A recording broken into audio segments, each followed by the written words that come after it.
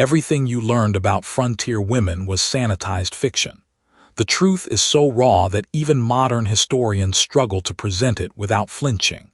These are 20 scandalous realities about women on the American frontier that have been deliberately buried for over a century. If this is the history you came for, subscribe now, because what comes next will rewrite everything you thought you knew. The first scandalous truth starts in a dirt floor cabin, no doctor for 200 miles. You are 23, pregnant, alone except for your husband who has never delivered anything but livestock.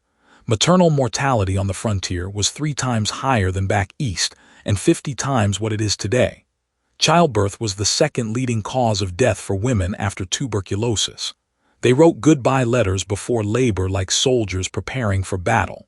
Then they survived and did it again. The average frontier woman had 6 children, 6 times rolling the dice with death.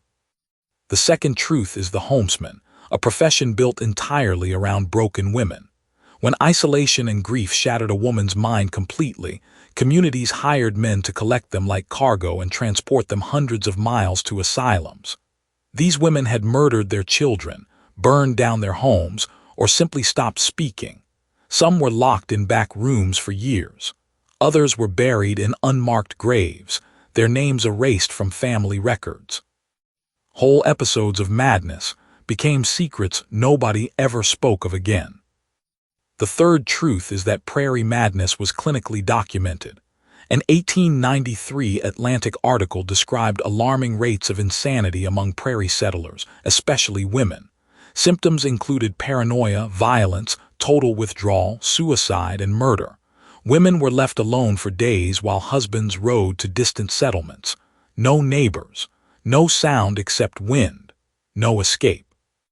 Over 60% of homestead claims were abandoned by 1900, and it was not always drought that drove families away. It was what happened to the woman's mind in that silence.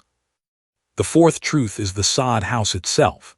Not a cozy cabin, but a trap carved from dirt and grass. Roofs leaked constantly. Snakes came through floors. Insects burrowed through walls. When it rained, mud dripped from the ceiling for days.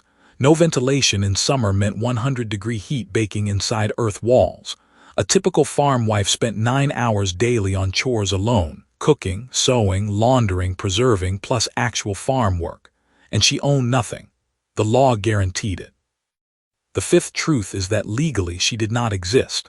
Frontier women could not sell property, sue for divorce without permission, serve on juries, or vote. If her husband died, the farm passed to male relatives, not the woman who worked it for 20 years. Wyoming granted women voting rights in 1869 not from generosity but desperation.